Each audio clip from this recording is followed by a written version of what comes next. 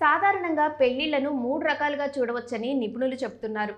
కొంతమంది ప్రేమించిన వ్యక్తితో జీవితాంతం కలిసి ఉండడానికి పెళ్లి చేసుకుంటే, మరికొంతమంది వారి మానసిక, శారీరక అవసరాల కోసం పెళ్లి చేసుకుంటారు. ఈ 2 రకాలుగా కాకుండా కేవలం పెళ్లి కూతురు తెచ్చే కట్న కానుకల కోసమే పెళ్లి కొడుకు దగ్గర ఉన్న ఆస్తులు చూసే పెళ్లి చేసుకునే వాళ్ళు కూడా చాలా మంది ఉన్నారు. అసలు ఇవేమీ కాదు.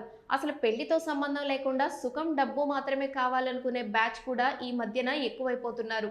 అలాంటి బంధానికి వారు పెట్టుకున్న పేరు లివ్ ఇన్ రిలేషన్స్. అయితే ఇప్పటివరకు నేను చెప్పినవన్నీ ఒక ఎత్తు. ఇప్పుడు నేను చెప్పబోయే పెళ్లి మరో ఎత్తు. ఎందుకంటే ఇక్కడ ఒక అమ్మాయి అబ్బాయిని పెళ్లి చేసుకోబోయింది. ఇందులో వింతేముంది అనుకుంటున్నారా? ఆగండి ఆగండి, ఇక్కడే అసలు ట్విస్ట్ ఉంది. ఇక్కడ ఒక అమ్మాయి గేదెల కోసం ఒక అబ్బాయిని పెళ్లి చేసుకోబోయింది. అది కూడా రెండో పెళ్లి. సాధారణంగా అమ్మాయిని పెళ్లి చేసుకుంటే అబ్బాయికి కట్న కానుకల రూపంలో ఇలాంటివన్నీ వస్తాయి. మరి అమ్మాయికి గేదెలు ఎలా వస్తాయని మీకు మరో డౌట్ కూడా రావచ్చు. ఈ కన్ఫ్యూషన్ మొత్తం పోయి అసలు ఏం జరిగిందో తెలియాలంటే ఉత్తరప్రదేశ్ రాష్ట్రంలో జరిగిన ఈ వింత కేసు గురించి మొత్తం తెలుసుకోవాలి.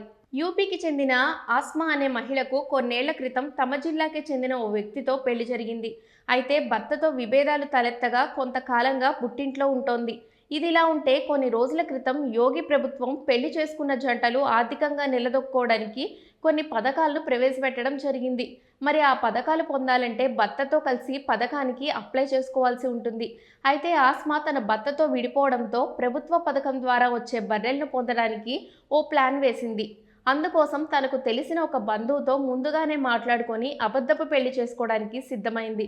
సరిగ్గా ప్లాన్ ప్రకారం రెండో పెళ్లి చేసుకునే సమయానికి మొదటి భర్త బంధువులు వచ్చి గొడవ చేయడంతో ఆస్మా వేసిన అసలు ప్లాన్ బయటపడింది. దాంతో రెండో పెళ్లి ఆగిపోవడంతో పాటు ప్రభుత్వాన్ని మోసం చేసి పథకం లబ్ధి పొందేందుకు సిద్ధమైన వారిద్దరిపై పోలీసులు కేసు నమోదు చేశారు.